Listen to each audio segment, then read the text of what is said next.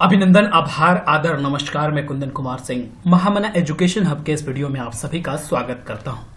तो दोस्तों, कक्षा 6 के इतिहास का ये पहला चैप्टर है what, where, how and when. ये पढ़ना हमें बहुत ज़रूरी है। एक तो अच्छी बात मेरे लिए होगी कि रीडिंग हैबिट बहुत अच्छी हो जाएगी, साथ ही साथ कुछ ज्ञान जो शायद हमें पता नहीं होंगे वो हम जान जाएंगे। बाकी आपका तो ज्ञानवर्धन होगा, वो होगा ही, वो सबसे जरूरी चीज है और यही मेरा मकसद भी है। चलिए शुरू करते हैं, ज्यादा समय नहीं लेते हुए ध्यान से सुनिएगा इस चैप्टर को। रशीदा's क्वेश्चन। रशीदा नाम की एक लड़की है जिसका क्वेश्चन है, Rashida sat reading the newspaper. Suddenly her eyes fell on a small headline. 100 years ago, how she wondered. Could anyone know what happened so many years ago? 100 साल पहले क्या हुआ होगा, रशीदा ने न्यूज़पेपर में पढ़ा और वो सोचती रह गई। चलिए आगे पढ़ते हैं क्या हुआ। Finding out what happened yesterday. You could listen to the radio, watch television, read a newspaper. Last year, ask somebody who remembers. But what about long, long ago? Let us see how it can be done. पुरानी बातों को कैसे याद रख सकते हैं, ये हमें जानने की कोशिश करनी चाहिए। What can we know about the past? Past के बारे में, अपने इतिहास के बारे में हम क्या जान सकते हैं? There are several things we can find out. What people ate, the kind of clothes they wore, the houses in which they lived. We can find out about the lives of hunters, herders, farmers, rulers, merchants, priests, craft persons, artists, musicians and scientists. We can also find out about the games children played, the stories they heard, the plays they saw and the songs they sang. तो सारी चीजों के बारे में जो आज हम करते हैं, वैसे ही हमारे पूर्वज क्या करते थे, वो सारे पेशे को जीते हुए इसके बारे में हम कैसे जान सकते हैं। Where did they live? कहाँ पीपल रहते थे, कहाँ लोग रहते थे। Find the river Narmada on the map one page. Map आपको दिखाऊंगा नर्मदा, जो कि खास करके मध्य प्रदेश में ज्यादा एरिया कवर करती है। People have lived along the banks of this river for several 100,000 years. Some of the earliest people who lived here were skilled gatherers. That is, people who gathered their food. They knew about the vast wealth of plants and surrounding forest and collected roots, fruits and other forest produce for their food. They also hunted animals. तो लोग पुरानी सभ्यता में खास करके नदियों के किनारे थे, बसते थे। लेकिन इस चैप्टर में नर्मदा नदी का जिक्र है जहां पर काफी संख्या में लोग निवास करते थे और वो फूड गैदरर्स थे। फूड इकट्ठा करते थे इधर उधर घूम घूम के, यानी कि उनका जो जनजीवन था खास करके घुमंतु भोटियों की तरह था। आइए आगे हम और कुछ चीजें जानते हैं। Now find the Sulaiman and Kirthar hills of north west. Some of the areas where women and men first began to grow crops such as wheat and barley about 8,000 years ago are located here. People also began rearing animals like sheep, goat and cattle and lived in the villages. Locate the Garo hills of northeast and Vindhyas in the central India. These were some of the other areas where people have resided. तो सुलेमान और Kirtar hills है north west में, जहां पे इंसानों ने पहली बार अन्न उगाना शुरू किया, जैसे कि गेहूं और बार्ली। लगभग 8,000 वर्ष पहले की बात है। वो साथ में भेड़ भी पालते थे, बकरियां भी पालते थे और बाकी कैटल भी पालते थे। गारो हिल्स जो कि नॉर्थ ईस्ट में है, विंध्यास हिल्स जो कि सेंट्रल इंडिया में है, इसके बारे में भी हम जानने की कोशिश करेंगे। ये आइए फिजिकल मैप है जो हम समझने की कोशिश करते हैं। जहां ऊपर देखिए जम्मू कश्मीर में झेलम, चिनाव, राबी, ब्यास, सतलुज रिवर है। इधर काबुल है जो अफगानिस्तान का हिस्सा है। सुलेमान हिल्स कुछ इधर है, किरतार हिल्स इधर है नॉर्थ वेस्ट रीजन में, और इंडस रिवर यहाँ पर है। थार मरुस्थल जो कि राजस्थान का पार्ट है आज, वो देख रहे हैं। चंबल यहाँ है, यमुना रिवर कुछ इधर से होते हुए ऊपर हिमालय से निकल करके गंगा कुछ इधर मैदानी भागों में उत्तराखंड, उत्तर प्रदेश और बिहार होते हुए पश्चिम बंगाल तक जाती है। सोन नदी जो कि मध्य प्रदेश में निकलती हुई बिहार होते हुए पटना के पास गंगा में मिल जाती है। सतपुड़ा रेंजेस यहाँ पर देख सकते हैं। ताप्ती रिवर यहाँ पर देख सकते हैं जो कि वेस्ट फ्लोइंग रिवर है। बे ऑफ बंगाल इधर ईस्ट में है, गोदावरी नदी जो कि साउथ इंडिया में है, डेक्कन प्लेटू इधर है, कृष्णा रिवर भी साउथ इंडिया में ही बहती है, इधर अरब सागर है, ये देखिए यहाँ अरब सागर है, जिधर की आज लक्षद्वीप का हिस्सा है, ये देख रहे हैं लक्षद्वीप, छोटे छोटे जो डॉट्स बने हुए हैं। तो ये सारी चीजें हम मैप के माध्यम से समझ चुके हैं, आगे हम और भी चीजें जानने की कोशिश करते हैं। कृपया ध्यान से सुनते चलिए, फॉलो करते चलिए मुझे।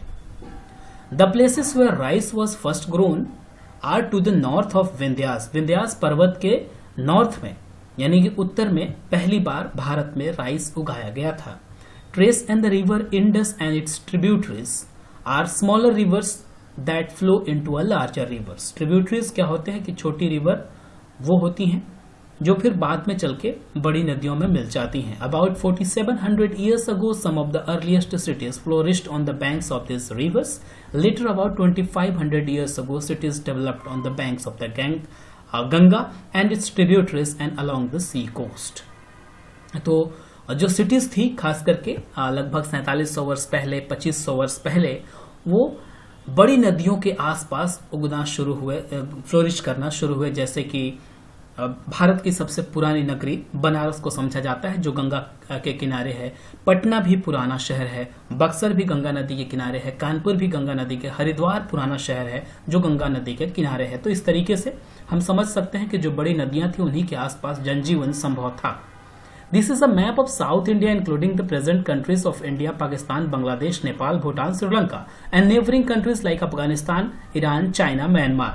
South Asia is often called the subcontinent because although it is smaller than continent, it is very large and is separated from the rest of the Asia by seas, hills and mountains. देखिए ये हमें समझने की बात है कि सब continent क्यों कहते हैं। ऑलराइट, साउथ एशिया को सब कॉन्टिनेंट कहते हैं क्योंकि although it is smaller than continent, continent से छोटा है लेकिन ये इसका आकार फिर भी काफी बड़ा है, and is separated from the rest of Asia by sea, hills and mountains. ये कुछ देश हैं, India, Pakistan, Bangladesh, Nepal, Bhutan, Sri Lanka, Afghanistan, Iran, China, Myanmar.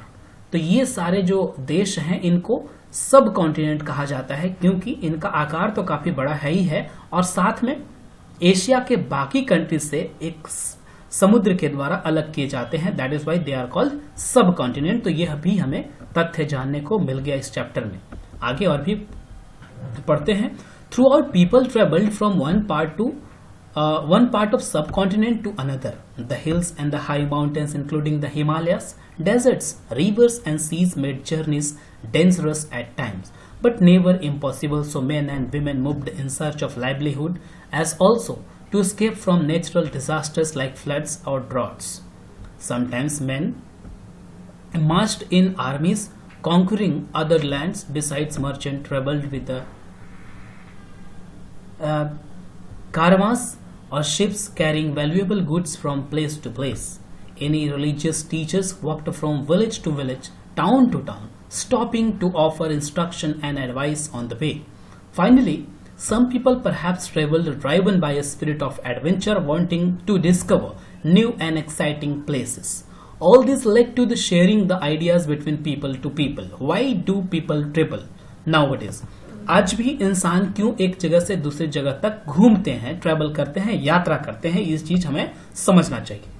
Look at map 1, जो मैप अभी दिखाया था हमने जिसमें नदियों का वर्णन था, आप पीछे वीडियो करके देख भी सकते हैं।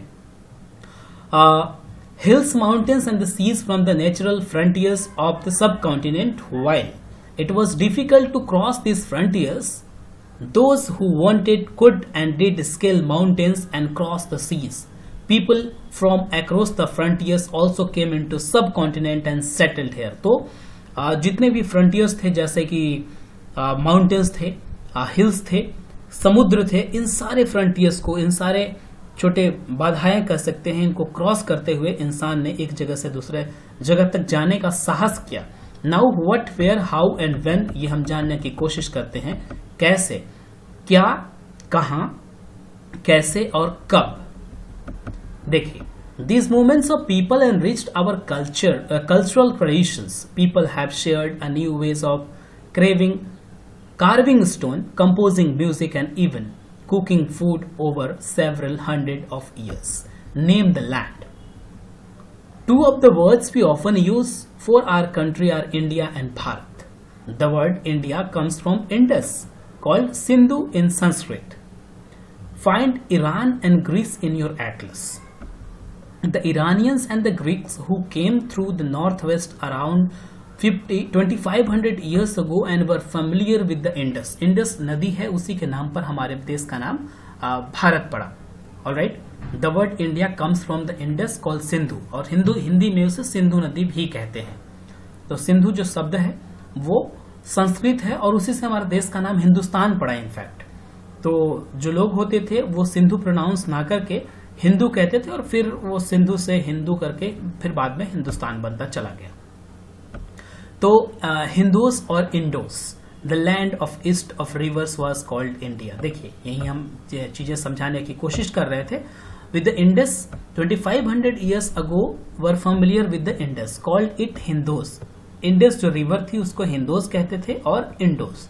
So the land of the east of rivers was called India and the name Bharata was used for a group of people who lived in northwest and who are mentioned in the Rig Veda. तो ऋग वेद में हमारे देश भारत का वर्णन है.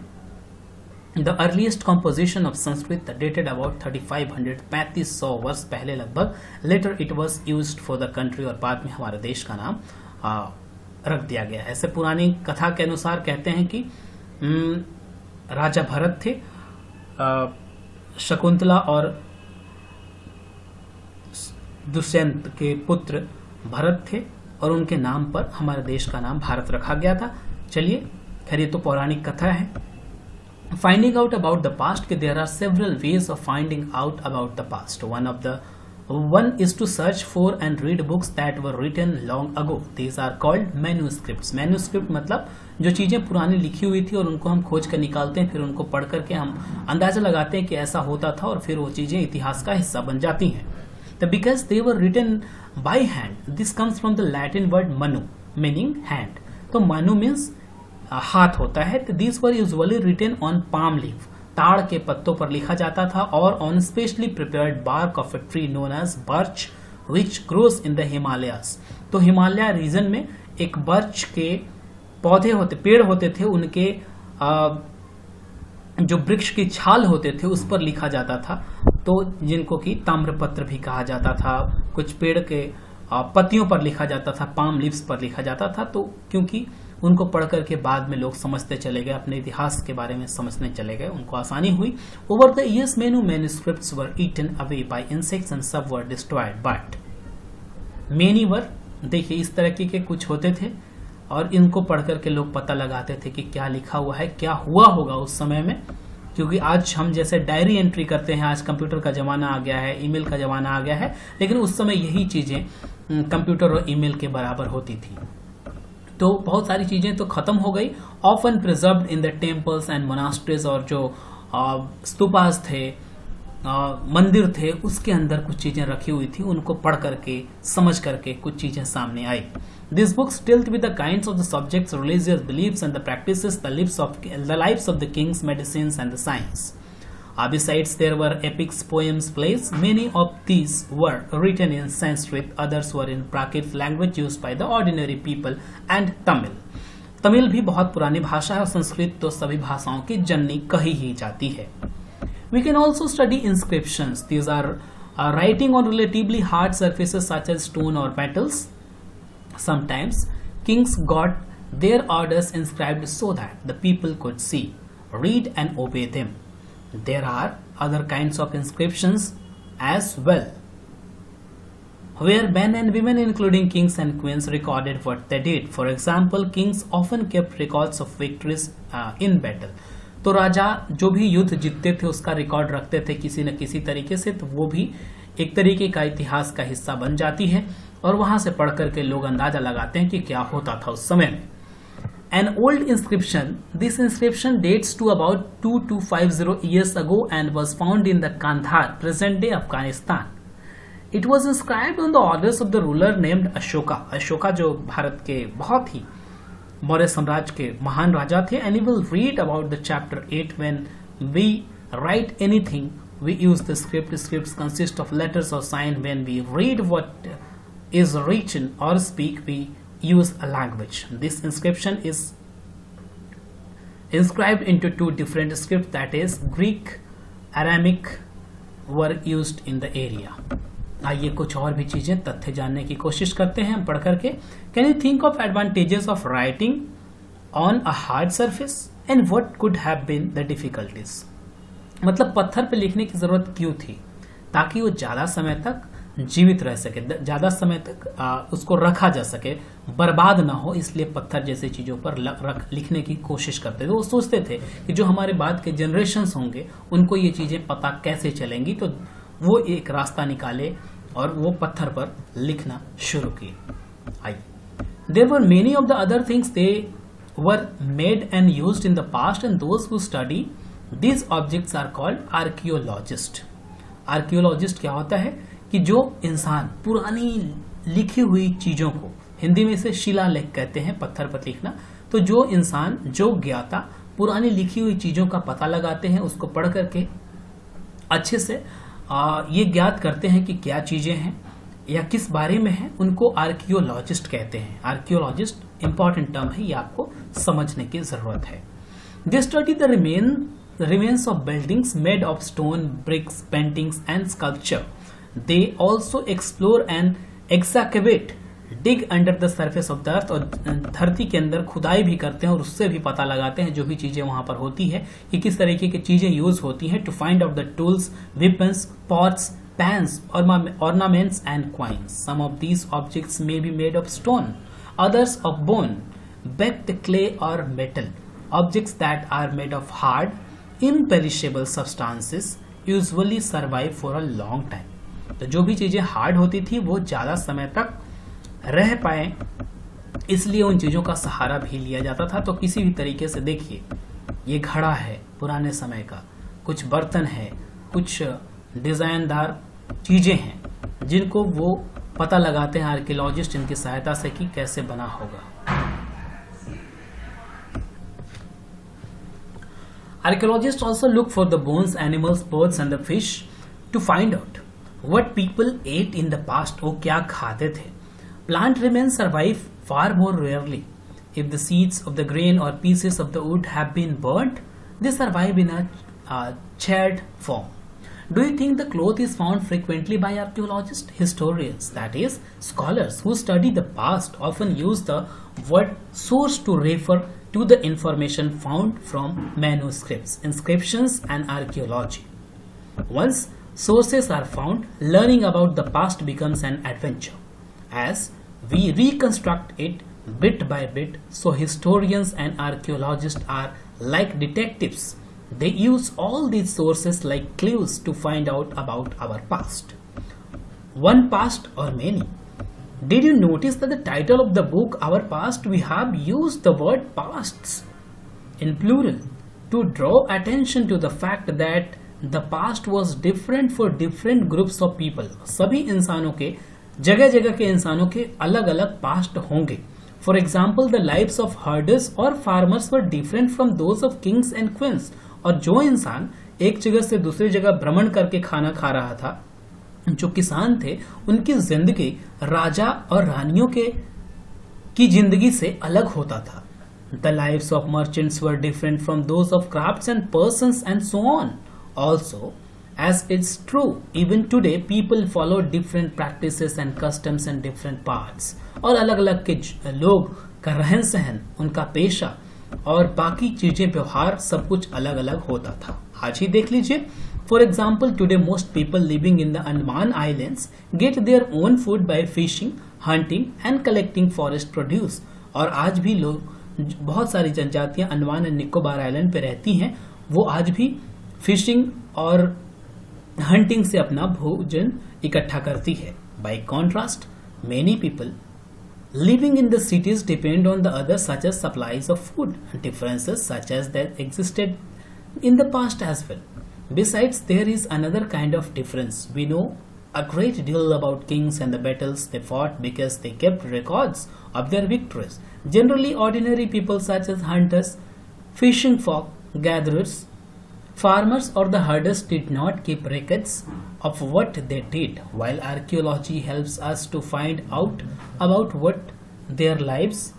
There is much that remain unknown. What do dates mean? जो dates होते हैं, जो ईस्वी सन होते हैं, उसका क्या मतलब है? If somebody asks you the date, you will probably mention the day, month, year, 2000 and something. These years are counted from date generally assigned to the birth of Jesus Christ, the founder of the Christianity. So, 2000 means 2000 years after the birth of Christ. All dates before the birth of Christ are counted backwards and usually have letters BC, that is before Christ, added on. In this book, we will refer the dates going back from present, usually 2000 as our starting point. तो ऐसा कहते हैं BC जो होता है उसको बोलते हैं बिफोर क्राइस्ट, मतलब उतना साल पहले के कहां से? ईसा मसीह के जन्म से पहले। तो इस तरीके से ये चीजें गिनी जाती हैं। डेट्स इंपॉर्टेंट का जो मुद्दा है वो समझने की हम कोशिश कर रहे थे।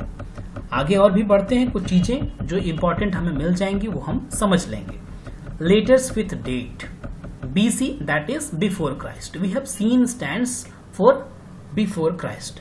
You will sometimes find AD before dates.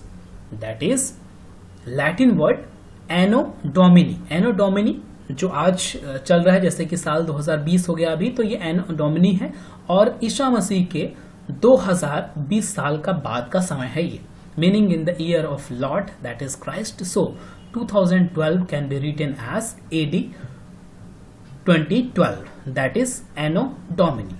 याद रखिए AD का मतलब Anno Domini और BC मीन्स बिफोर क्राइस्ट। ये फुल फॉर्म है, बेसिकली एब्रिविएशन के रूप में हम यूज करते हैं। Sometimes C is used instead of AD and BC instead of BC. The letter CE stands for Common Era and BCE stands for Before Common Era. We use, देखिए तो BC और CE भी समझ में आ गया हमें कि क्या है, that is Common Era and Before Common Era. We use these terms because the Christian era is now used in the most countries of the world. In India, we began using this form of dating from about 200 years ago, and sometimes the letters BP means before present are used. Find two dates mentioned on page 3. Which set of letters would you use for them? Elsewhere कुछ और भी जानने की चीजें हैं और भी हम थोड़ा सा जानने की कोशिश करते हैं। We have seen that inscriptions are inscribed on hard surfaces. Many of these were inscribed several hundred of years ago. All inscriptions contain both scripts and languages. Languages which were used as well as scripts have changed over time. So, how do scholars understand what was inscribed? This can be done through process known as decipherment. Decipherment होता है किसी चीज की सहायता से हम ज्ञात करते हैं कि क्या क्या चीजें हो सकती है। जैसे लिखी नहीं गई हो लेकिन चित्रकारी की गई हो, तो उससे भी हम अंदाजा लगा सकते हैं कि क्या क्या चीजें हो सकती थी। ऑलराइट, और भी कुछ इस चैप्टर में बाकी रह गया है तो वो भी हम देख लेते हैं। One of the most famous stories of the decipherment, decipherment मतलब होता है किसी चीज से किसी चीज का अनुमान लगाना, मेकआउट, ठीक है ना, comes from Egypt, a country in the North Africa. Egypt एक नॉर्थ अफ्रीका में कंट्री है, where there were kings and queens about 5000 years ago. Rosetta is a town on the north coast of Egypt, and here an inscribed stone was found, which contained inscriptions in the 3 different languages and scripts, Greek and 2 forms of Egyptian. Scholars who could read Greek figured out that the names of the king and the queens were enclosed in a little frame called a cartouche. They then placed the Greek and the Egyptian signs side by side and identified the sounds for which the Egyptian letters stood. As they can see, a lion stood for L and the bird for A. Once they knew what the letters stood for, they could read other inscriptions as well.